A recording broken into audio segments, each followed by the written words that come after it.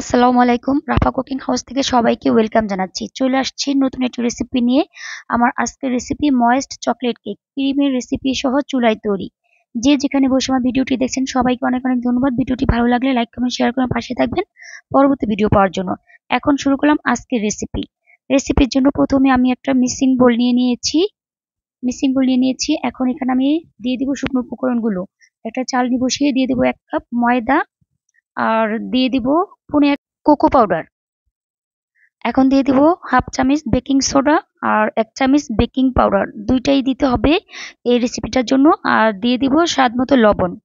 দিয়ে সবগুলো উপকরণ আমি ভালো করে চেলে নিব, সুন্দর করে মিশিয়ে চেলে নিব। আমার চালা হয়ে গেছে শুকনো উপকরণগুলো। এখন আমি সবকিছুকে ভালো করে মিশিয়ে নিব, মিশিয়ে একটা সাইডে রেখে দিব। এখন আমি আরেকটা পাত্র নিয়েছি, নিয়ে আমি 3টা নর্মাল ডিম নিয়েছি, নিয়ে এখানে আমি দিয়ে দিয়েছি হাফ কাপ চিনি, দিয়ে এখন সবগুলোকে ভালোভাবে মিশিয়ে নিচ্ছি। এটা আপনার বিটারে সাহায্য করতে পারেন। দিয়ে দিব হাফ কাপ তেল, আর দিয়ে দিব হাফ চামচ ভ্যানিলা এসেন্স, দিয়ে দিব হাফ কাপ দুধ, দিয়ে সবকিছুকে ভালোভাবে আবার মিশিয়ে নিব, বিট করে নিব। এই তো আমার এটা হয়ে গেছে। এখন সেই শুকনো উপকরণগুলোর সাথে আমি এই মিশ্রণটা ঢেলে দিয়ে এখন সবকিছু মিশিয়ে একটা মিশ্রণ তৈরি করে নিব। দেখতে পাচ্ছেন কতটা আঠালো হয়েছে। এখন আমি এখানে দিয়ে দিব ফুটন্ত গরম পানি নিব হাফ কাপ, দিয়ে দিব কফি পাউডার 1 চামচ, দিয়ে এই মিশ্রণের সাথে মিশিয়ে নিব। এখন ভালোভাবে একটা ডো তৈরি করে নিব। দেখতে পাচ্ছেন কতটা সুন্দর স্মুথ একটা ডো হয়ে গেছে। এখন আমি একটা মোল্ড নিয়েছি, এখানে তেল ব্রাশ করে নিয়েছি, দিয়ে দিচ্ছি সেই মিশ্রণটা। এখন এটা কিন্তু ট্যাপ করে নিচ্ছি যাতে ভিতরে কোনো বাবল থাকলে হয়ে যাবে। 10 মিনিট একটা প্যান বসিয়ে এটা গরম করে নিব। এখন কেকটাকে বেক করে নিব 45 থেকে 50 মিনিট। এ তো আমার বেক করা হয়ে গেছে। দেখতে পারছেন কোনো রকম কোনো আঠালো ভাব নেই, সম্পূর্ণ কেকটা হয়ে গেছে। এখন আমি এটাকে নামিয়ে ঠান্ডা করে নিব। এখন একটা ক্রিম তৈরি করে নিব। একটা মিক্সিং বোল নিয়ে দিয়ে দিলাম 3 টেবিল চামচ কনডেন্স মিল্ক, দিয়ে দিচ্ছি 3 চামচ কোকো পাউডার, দিয়ে এখন ভালোভাবে এটাকে মিশিয়ে নেব। একটু শুকনো শুকনো হয়ে গেছে, কিন্তু এটার ভিতরে কোনো পানি মেশানো যাবে না। দিয়ে দিব চকলেট এসেন্ট, দিয়ে এটাকে আবার ভালোভাবে মিশিয়ে নেব।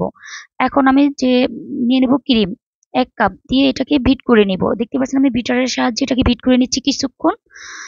বিট করা হয়ে গেলে দিয়ে দিব সেই মিশ্রণটা, যে মিশ্রণটা আমি রেডি করে রেখেছিলাম। সেই মিশ্রণটা এখন আমি দিয়ে দিব, দিয়ে আমি আবার ভালো করে এটাকে বিট করে নেব। আমি যেভাবে বিট করতেছি আপনারা এভাবে একটু সময় নিয়ে এটাকে বিট করে নেবেন। কতটা সুন্দর বিট করা হয়ে গেছে দেখতে পারছেন।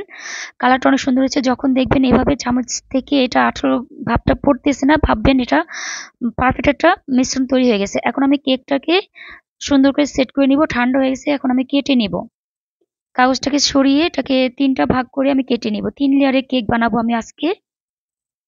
এই তো আমার কেকটা কাটা হয়ে গেছে। এখন আমি প্রত্যেকটা পার্টে আমি সুগার সিরাম লাগিয়ে নেব, নিয়ে আমি ক্রিমটাকে এখানে বসিয়ে সেট করে নেব। আমি আসলে অতটা পারফেক্ট কেক বানাতে পারি না, আমি প্রফেশনাল না। যতটুকু পেরেছি আমি আপনাদের সাথে শেয়ার করেছি।